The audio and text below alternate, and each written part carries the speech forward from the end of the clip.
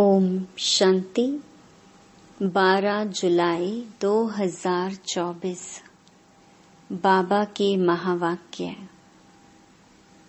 मीठे बच्चे, तुम्हें साहिबजादे सो शहजादे बनना है। इसलिए याद की यात्रा से अपने विकर्मों को भस्म करो। प्रश्न: किस एक विधि से तुम्हारे सब दुख दूर हो जाते हैं?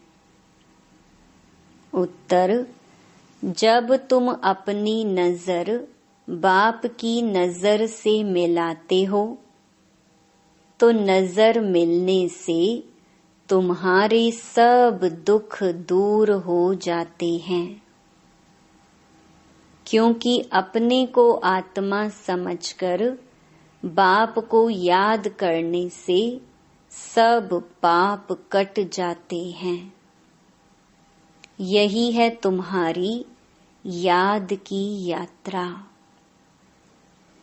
तुम देह के सब धर्म छोड़ बाप को याद करते हो, जिससे आत्मा सतो प्रधान बन जाती है।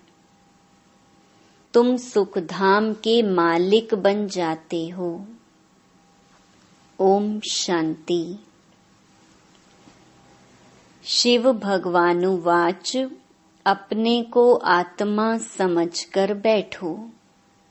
बाप फरमाते हैं, शिव भगवानुवाच माना ही शिव बाबा समझाते हैं, बच्चे अपने को आत्मा समझकर बैठो।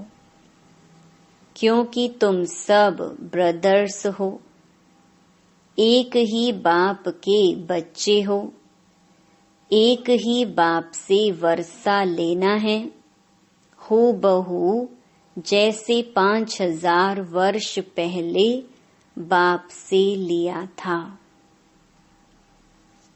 आदि सनातन देवी देवताओं की राजधानी में थे। बाप बैठ समझाते हैं, तुम सूर्यवंशी अर्थात विश्व के मालिक कैसे बन सकते हो?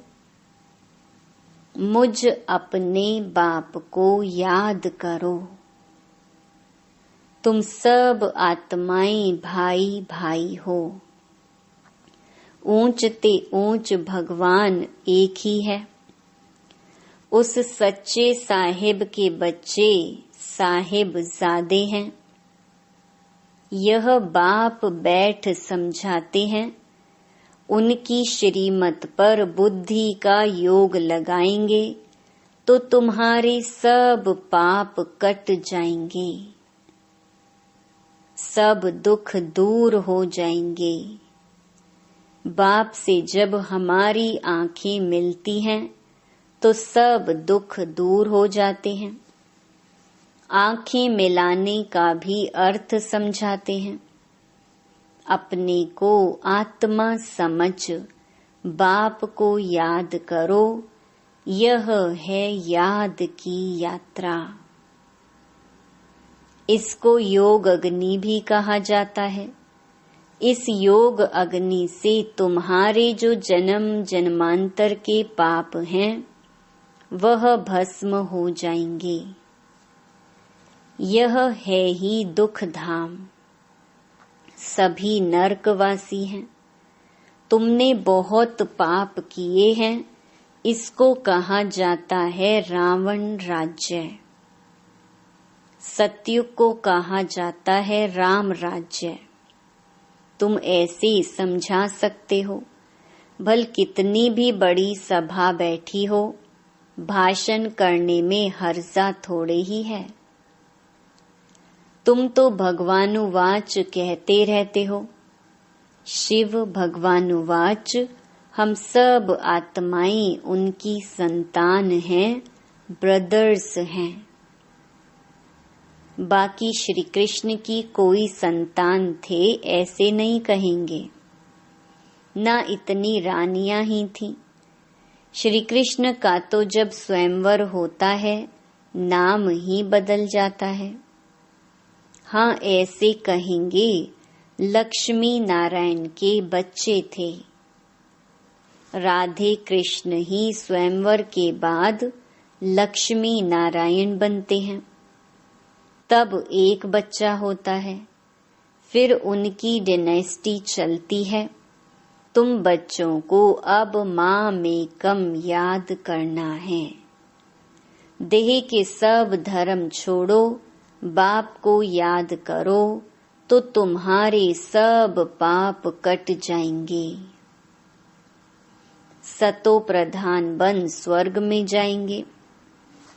स्वर्ग में कोई दुख होता नहीं, नरक में अथाह दुख है, सुख का नाम निशान नहीं। ऐसे युक्ति से बतलाना चाहिए। शिव भगवान वाच, हे बच्चों, इस समय तुम आत्माएं पतित हो। अब पावन कैसे बनो? मुझे बुलाया ही है, हे पतित पावन आओ। पावन होते ही हैं सतयुग में, पतित होते हैं कलयुग में। कलयुग के बाद फिर सतयुग जरूर बनना है।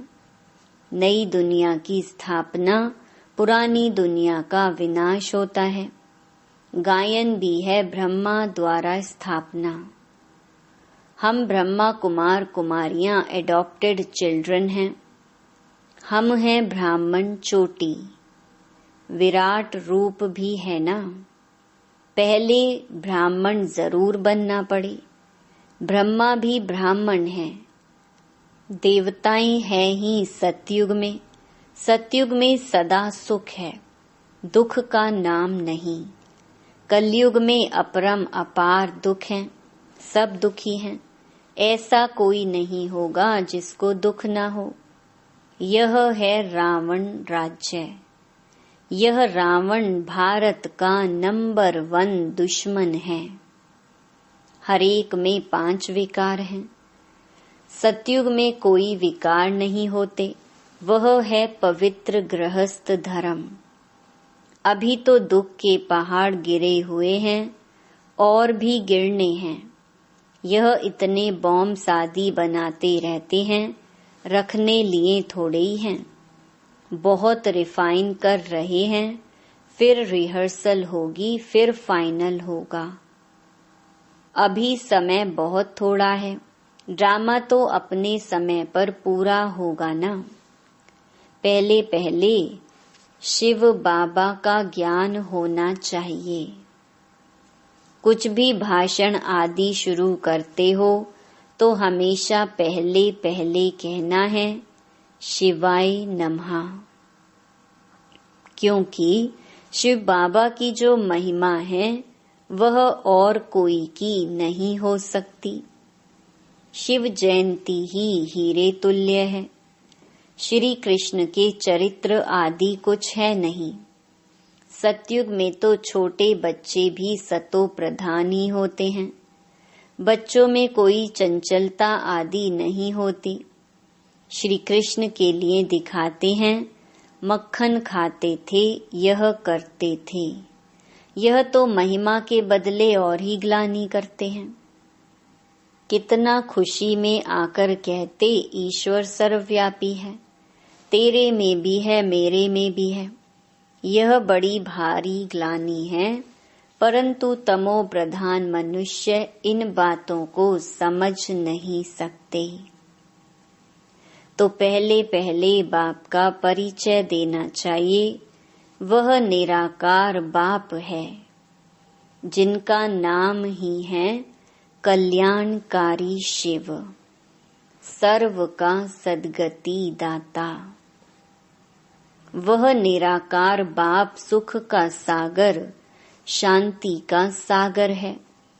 अब इतना दुख क्यों हुआ है? क्योंकि रावण राज्य है। रावण है सबका दुश्मन। उसको मारते भी हैं परंतु मरता नहीं। यहाँ कोई एक दुख नहीं है, अपरम अपार दुख है। सतयुग में है अपरम अपार सुख। 5000 वर्ष पहले बेहद के बाप के बच्चे बने थे और यह वर्षा बाप से लिया था। शिव बाबा आते हैं जरूर, कुछ तो आकर करते हैं ना, एक्यूरेट करते हैं तब तो महिमा गाई जाती है। शिवरात्रि भी कहते हैं, फिर है श्री कृष्ण की रात्रि। अब शिवरात्रि और श्री कृष्ण की रात्रि को भी समझना चाहिए। शिव तो आते ही हैं बेहद की रात में। श्री कृष्ण का जन्म अमृत वेले होता है, ना कि रात्रि को। शिव की रात्रि मनाते हैं परंतु उनकी कोई तिथि तारीख नहीं। श्री कृष्ण का जन्म होता है अमृत वेले। अमृत वेला सबसे शुभ मुहूर्त माना जाता है। वो लोग श्री कृष्ण का जन्म 12 बजे मनाते हैं, परंतु वह प्रभात तो हुई नहीं। प्रभात सवेरे 2-3 बजे को कहा जाता है, जबकि सिमरन भी कर सके। ऐसे थोड़े ही 12 बजे विकार से उठकर कोई भगवान का नाम भी लेते होंगे? बिल्कुल नहीं। अमृत वेला 12 बजे को नहीं कहा जाता। उस समय तो मनुष्य पतित गंदे होते हैं, वायुमंडल ही सारा खराब होता है। 2:30 बजे थोड़े ही कोई उठता है। 3-4 बजे का समय अमृत वेला है। उस समय उठकर मनुष्य भक्ति करते हैं। यह टाइम तो मनुष्यों ने बनाए हैं, परंतु वह कोई समय है नहीं। तो तुम श्री कृष्ण की बेला निकाल सकते हो, शिव की बेला कुछ भी नहीं निकाल सकते। यह तो खुद ही आकर समझाते हैं। तो पहले महिमा बतानी है शिव बाबा की। गीत पिछाड़ी में नहीं, पहले बजाना चाहिए। शिव बाबा सबसे मीठा है, उनसे बेहद का वर्षा मिलता है। आज से 5000 वर्ष पहले यह श्री कृष्ण सतयुग का पहला प्रिंस था। वहां अपरम अपार सुख थे। अभी भी स्वर्ग का गायन करते रहते हैं। कोई मरता है तो कहेंगे फलाना स्वर्ग गया। अरे अभी तो नरक है। स्वर्ग हो तो स्वर्ग में पुनर्जन्म ले सके। समझाना चाहिए, हमारे पास तो इतने वर्षों का अनुभव है, वह सिर्फ 15 मिनट में तो नहीं समझा सकते। इसमें तो टाइम चाहिए। पहले तो 1 सेकंड की बात सुनाते हैं। बेहद का बाप जो दुख हरता सुख करता है, उनका परिचय देते हैं। वह हम सब आत्माओं का बाप है। हम भी के सब शिव बाबा की श्रीमत पर चलते हैं। बाप कहते हैं, तुम सब भाई भाई हो, मैं तुम्हारा बाप हूँ। मैं 5000 वर्ष पहले आया था, तब तो शिव जयंती मनाते हो। स्वर्ग में कुछ मनाया नहीं जाता। शिव जयंती होती है जिसका फिर भक्ति मार्ग में यादगार मनाया जाता है। यह गीता एपिसोड चल रहा है। नई दुनिया की स्थापना ब्रह्मा द्वारा, पुरानी दुनिया का विनाश शंकर द्वारा। अब इस पुरानी दुनिया का वायुमंडल तो तुम देख रहे हो। इस पतित दुनिया का विनाश जरूर होना है, इसलिए कहते हैं पावन दुनिया में ले चलो। अथाह दुख हैं, लड़ाई, मौत, विधवापना, जीव घात करना। सतयुग में तो अपार सुखों का राज्य था। यह एम ऑब्जेक्ट का चित्र तो जरूर वहां ले जाना चाहिए। यह लक्ष्मी नारायण विश्व के मालिक थे। 5000 वर्ष की बात सुनाते हैं, इन्होंने कैसे यह जन्म पाया, कौन से कर्म किए जो यह बने। कर्म अकर्म विकर्म की गति बाप ही समझाते हैं। सतयुग में कर्म अकर्म हो जाते हैं। यहाँ तो रावण राज्य होने कारण कर्म विकर्म बन जाते हैं, इसलिए इसको पाप आत्माओं की दुनिया कहा जाता है। लेन देन भी पाप आत्माओं से ही है। पेट में ही बच्चा होता है तो सगाई कर देते हैं। कितनी क्रिमिनल दृष्टि है। यहाँ है ही क्रिमिनलाइज्ड। सतयुग को कहा जाता है सिविलाइज्ड। यहाँ आँखें बहुत पाप करती हैं, वहाँ कोई पाप नहीं करते। सतयुग से लेकर कलयुग अंत तक हिस्ट्री ज्योग्राफी रिपीट होती है, यह तो जानना चाहिए ना।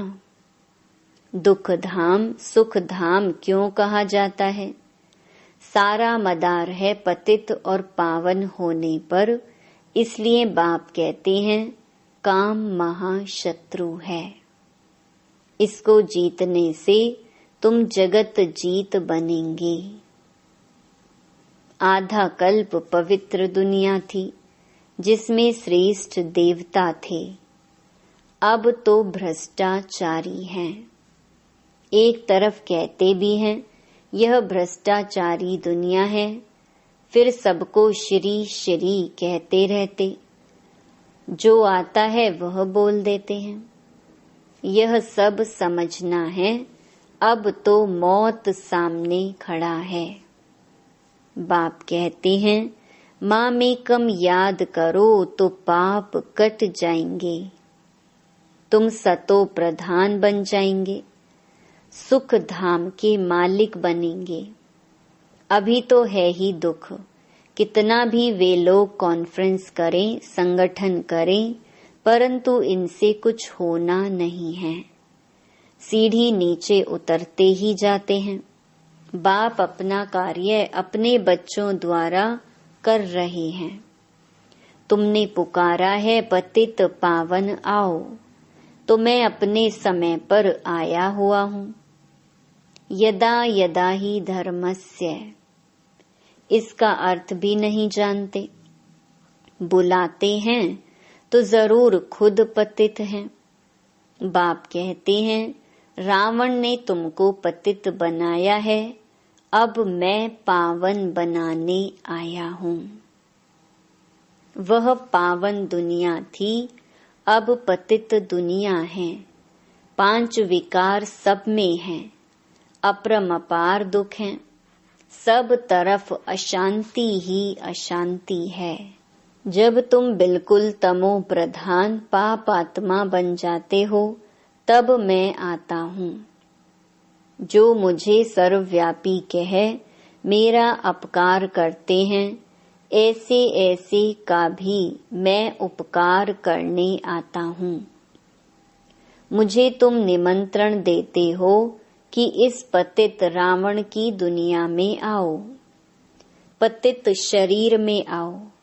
मुझे भी रथ तो चाहिए ना, पावन रथ तो चाहिए नहीं। रावण राज्य में है ही पतित, पावन कोई है नहीं। सब विकार से ही पैदा होते हैं। यह विशियस वर्ल्ड है, वह है वाइसलेस वर्ल्ड। अब तुम तमो प्रधान से सतो प्रधान कैसे बनेंगे? पतित पावन तो मैं ही हूँ। मेरे साथ योग लगाओ, भारत का प्राचीन राजयोग यह है। आएंगे भी जरूर गृहस्थ मार्ग में। कैसे वंडरफुल रीति आते हैं, यह पिता भी है तो माँ भी है। क्योंकि गौमुख चाहिए जिससे अमृत निकले। तो यह मात पिता है। फिर माताओं को संभालने के लिए सरस्वती को हेड रखा है। उनको कहा जाता है जगत अम्बा। काली माता कहते हैं, ऐसे काले कोई शरीर होते हैं क्या? श्री कृष्ण को काला कर दिया है क्योंकि काम चिता पर चढ़ काले बन गए हैं। श्री कृष्ण ही सांवरा फिर गोरा बनता है। इन सब बातों को समझने लिए भी टाइम चाहिए। कोटों में कोई, कोई में भी कोई की बुद्धि में बैठता होगा, क्योंकि सभी में 5 विकार प्रवेश हैं। तुम यह बात सभा में भी समझा सकते हो, क्योंकि कोई को भी बोलने का हक है, ऐसा मौका लेना चाहिए। ऑफिशियल सभा में कोई बीच में प्रश्न आदि नहीं करते हैं। नहीं सुनना है तो शांति से चले जाओ, आवाज ना करो। ऐसे ऐसे बैठ समझाओ। अभी तो अपार दुख हैं, दुख के पहाड़ गिरने हैं। हम बाप को, रचना को जानते हैं, तुम तो किसका भी ऑक्यूपेशन नहीं जानते हो। बाप ने भारत को पैराडाइज कब और कैसे बनाया था, यह तुम नहीं जानते हो। आओ तो समझाएं। 84 जन्म कैसे लेते हैं? 7 दिन का कोर्स लो तो तुमको 21 जन्म के लिए पाप आत्मा से पुण्य आत्मा बना देंगे। अच्छा, मीठे मीठे सिकिलधे बच्चों प्रति माता पिता बाप दादा का याद प्यार और गुड मॉर्निंग। रूहानी बाप की रूहानी बच्चों को नमस्ते। धारणा के लिए मुख्य सार। पहला, कर्म अकर्म विकर्म की गुहिया गति जो बाप ने समझाई है, वह बुद्धि में रख पाप आत्माओं से अब लेन देन नहीं करनी है। दूसरा, श्रीमत पर अपना बुद्धि योग एक बाप से लगाना है। सतो प्रधान बनने का पुरुषार्थ करना है। दुख धाम को सुख धाम बनाने के लिए पतित से पावन बनने का पुरुषार्थ करना है। क्रिमिनल दृष्टि को बदलना है। वरदान, नॉलेजफुल बन सर्व व्यर्थ के प्रश्नों को यज्ञ में स्वाहा करने वाले निर्विघ्न भव। जब कोई विघ्न आते हैं तो क्या क्योंकि अनेक प्रश्नों में चले जाते हो। प्रश्न चित्त बनना अर्थात परेशान होना। नॉलेजफुल बन यज्ञ में सर्व व्यर्थ प्रश्नों को स्वाहा कर दो तो आपका भी टाइम बचेगा और दूसरों का भी टाइम बच जाएगा। इससे सहज ही निर्विघ्न बन जाएंगे। निश्चय और विजय जन्म सिद्ध अधिकार है। इस शान में रहो तो कभी भी परेशान नहीं होंगे। स्लोगन, सदा उत्साह में रहना और दूसरों को उत्साह दिलाना, यही आपका ऑक्यूपेशन है। ओम शांति।